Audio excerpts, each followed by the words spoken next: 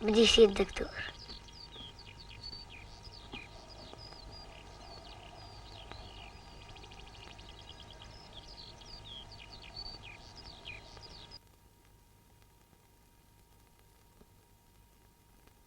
آنسي، بدي يصير آنسي.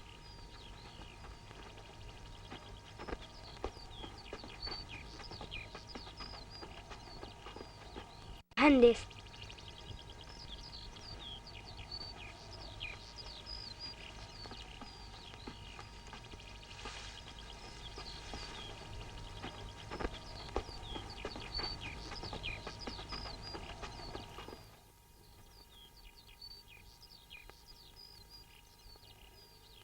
اسمعوا أيها الأخوان الذي تؤمنوا بالله وبرسول الله. جبل عالي جبل عالي والعالي هوي جبل ناي. يا بني أبو سليمان أبو سليمان صار من أمر الله جبر ناي.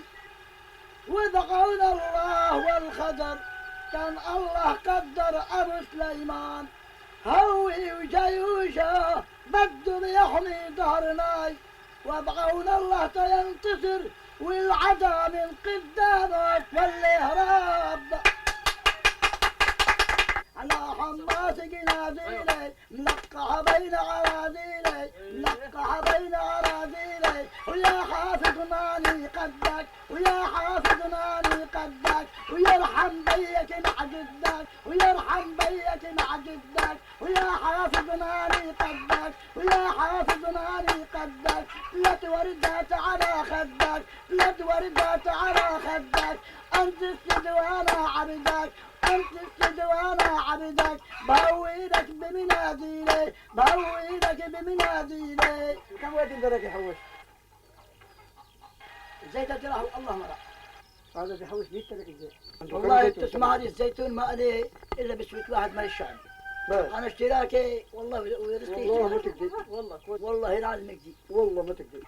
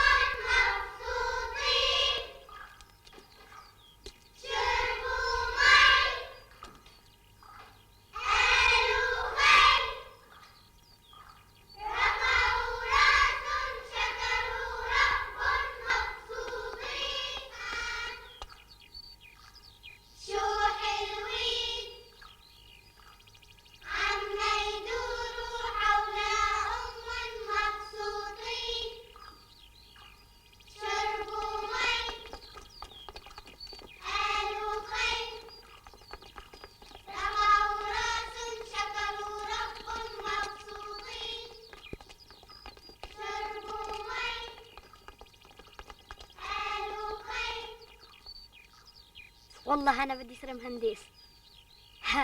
أنا بدي أصير مهندس.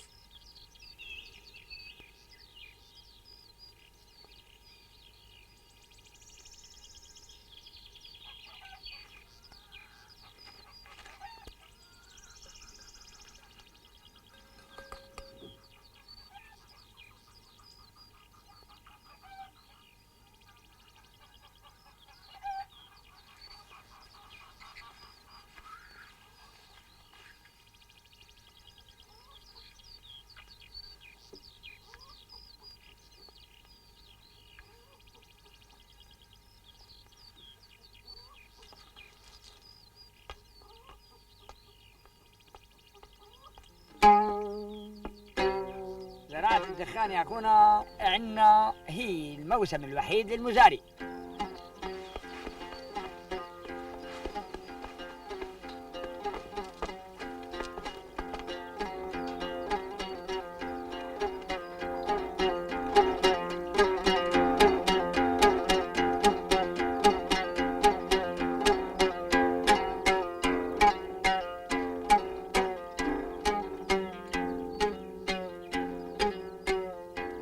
هاي الدخان. نرجع للمساكب لشتل الدخان. شتل الدخان نبتدي بالمساكب من نص شباط، يعني حتى أوائل نيسان تنتهي عمل المساكب. نبتدي بالتشتيت بننتهي في أول حزيران تقريبا من الشتل. بعدين بنعشب الأرض بعد الشتل وقت اللي بيصير فيه عشب، وفيه البعض بيسقه سقوي أو اثنين بيصير منيح. أما أيام العمل كان يعني لا يقل عن 10 ساعات معدل وسطي في اليوم العمل.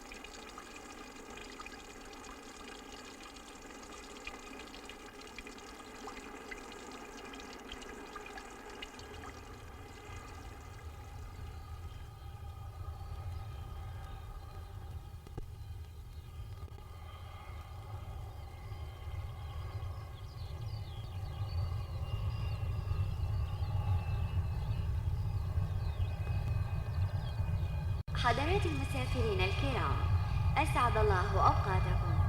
شركة الطيران العربية السورية تقلكم على متن طائرتها النفاثة بوينغ 707 في رحلتها الصباحية المعتادة من دمشق إلى نيويورك عن طريق جنيف. سنطير على ارتفاع 20,000 قدم. تدخل الطائرة.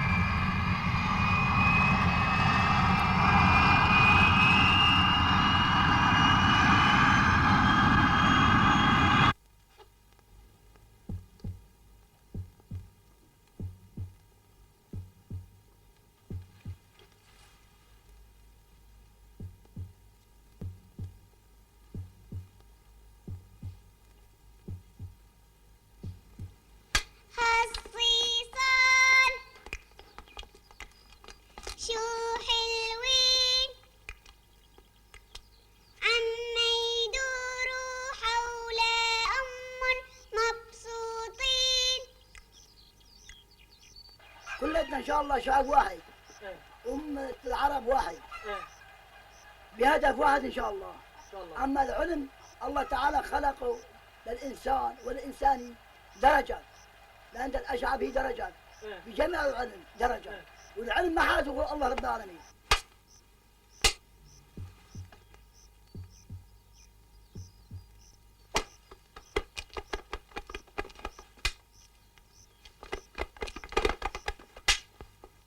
ونحن بنتمناك تقرا ولا تشتغل، وانت ما توقي نفسك وتحترم حالك تنحترمك.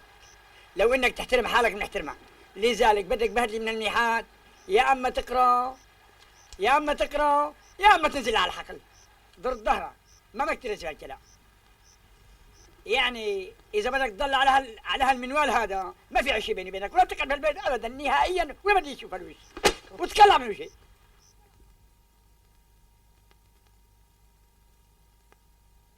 أول بداية بالمرحلة الابتدائية كانت طبعا الحالي في القرية كلها يعني تعبانة، مواصلات ما في، مي ما في، يعني كانت العيشة يعني ما كتير منيحة. في الصف الثالث الإعدادي اشمئزت نفسي من المدرسة ومن الأساتذة اللي فيها. أيوة. لأنهم يعني ما يعاملوني إلا معاملة القساوي ومثل ده. بعدين كمان وأنا من أهلي لاقي صعوبات وشغلات، كنت دائما كتير ركز على الدراسة وأدرس المادة اللي أبقى خايدة معي، أحاول إني أحفظها بشكل جيد أفهمها. بيجي من الدراسة بكون هيك تعبان شوي بدي أريح جسمي، بيجي مثلا بتلقح هيك برتاح، بيجي أبوي بيقول لي ليش نايم؟ ليش ما بتروح تقرأ؟ ليش ما كذا؟ بصير بعيط علي. أنا بحالي هيش مأزيد، ويوميا على الله إذا بدي أرحق لهنك وين كنت وين كذا وين، بروح على المدرسة إذا كان الحق أو الباطل علي يحكوني الأساتذة. والله يبقى يعني اطلع من الصف وروح ساعدهم بالعمل، بالدخان، بالفلاحة، الزيتون، والله ما خلينا شيء اللي اشتغلنا معهم. تعرضنا لصعوبات كتير، ولا فيني يعني آخر شيء ما حققت نتيجة أبدا، لذلك انتسبت للقوى البحرية.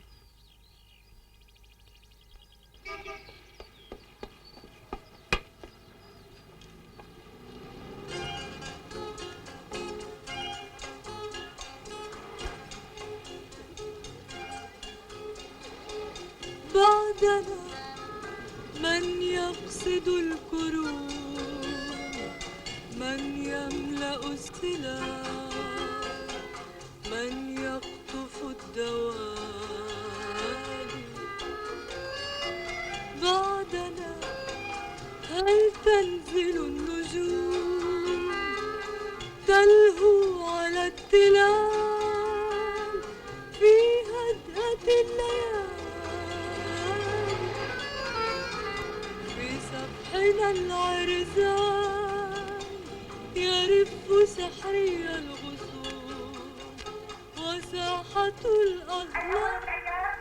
ذكرى التضحية الكبيرة التي قدم لها الطبقة العالية. أيها العامل، كل عام وأنت بخير، وأفراح موسم الخير تقول لك كل عام وأنت بخير، ومواويل المصنع الأسمر وبسمات العودل الأخضر تنشد أيا دم على الساحل السلنا وبيدان لعيشنا ليدم لنا العيد والخير والربيع. أيها العامل، كل عام وأنت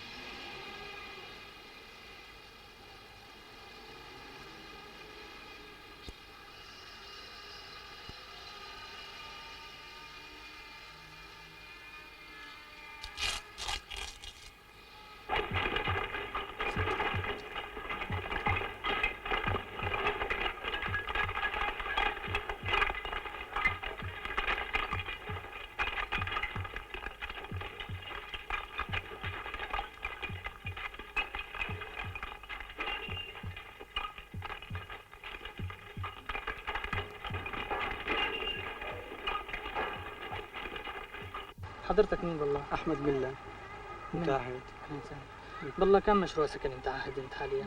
حاليا هلا آخر من مشروع المعلمين بحدود 3 مشاريع. 3 مشاريع. 3 مشاريع، مشروع 56 شقة. كم مشروع متعهدوا؟ تعهدوا 1,600,000 ليرة. الثاني مشروع 27 شقة كم متعهدوا؟ 1,200,000 ليرة. والثالث والثالث 77 شقة بكم؟ 2,500,000. 1,500,000. نسبيا كم عم تربح؟ والله في من 5 إلى 10 ل 12 لحد ال 15 أكثر من 15 بالمية. طيب بتقول لي مثلا بالمشروع كم عامل بيشتغل تقريبا؟ والله كل يوم شكل، في أوقات 30 40 50 لحد ال 100. طيب شو سبب انه عدد العمال ما ثابت؟ في الصناعية ثابتين ايه. والما صناعية هذول بيروحوا بيجوا. طيب شو سبب انهم بيروحوا بيجوا؟ مثل صب الباطون، فرضا اليوم عندنا صب باطون بزمننا 30 عامل بنجيبه، ما بقى في عندنا باطون بيروحوا.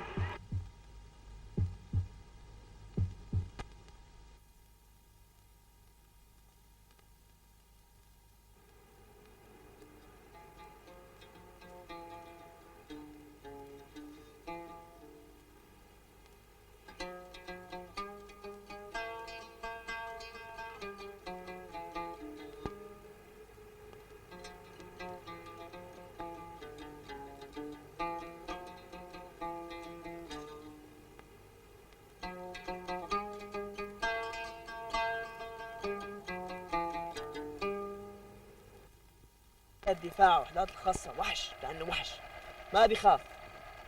يعني تشوف الواحد منه ما مثل هلا الرقصة هيك. يعني هون قاعدين مثل يعني شو، يعني فعلا اني لهم نظرة غير نحن. إذا افترضنا أنت بتعرف إنه أهلك أبوك وأخواتك وأهلك يعني معارضين مثلا للدولة، ورغم إنك أنت بتحبي بس هن ضد الدولة مثلا، وقالوا لك تيجي بالدبابة وتدبين مثلا، شو بيكون موقفك هون؟ انا بيجي لاهلي كلهم هيك بده يصير. يعني شو ما عملته هيك بده يصير. طيب وإذا ما وافقوا معك؟ اذا ما وافقوا معي انا ما فيني ارفض نهائيا. شو ما بترفض يعني؟ ما فيني ارفض الامر العسكري. قل لي انا راح اجي هلا راح اقدم البيت، امر ما من عندي. بالساعة الفلانية كذا، إذا ما بتكونوا أنتم طايعين أوامر الدولة راح يصير فيكم هيك، يعني مثلا مثل ما يعني راح مثلا تموتوا كلكم. أي مهمة يكلفوني فيها، أي مهمة كانت؟ أي مهمة كانت، ولو كانت حتى الموت، يعني لو كانت مكلف في ثمنها حتى الموت. مثلا مثل أخوي أنا، إذا مثلا حكي شيء بيضر بأمن الدولة مثلا، وحكي واعترف بهالشيء، أنا بيجي لليه بحط المسدس بدانه. مثلا يجي يسب حزب، يسب القيادي، أبدا بيكون خيي مخلال، يكون مين من كان من أهله. إذا حكي شيء بيضر بأمن الدولة، أيوة حكي أشياء يعني ما بتحكى فعلا، أنا بقتله.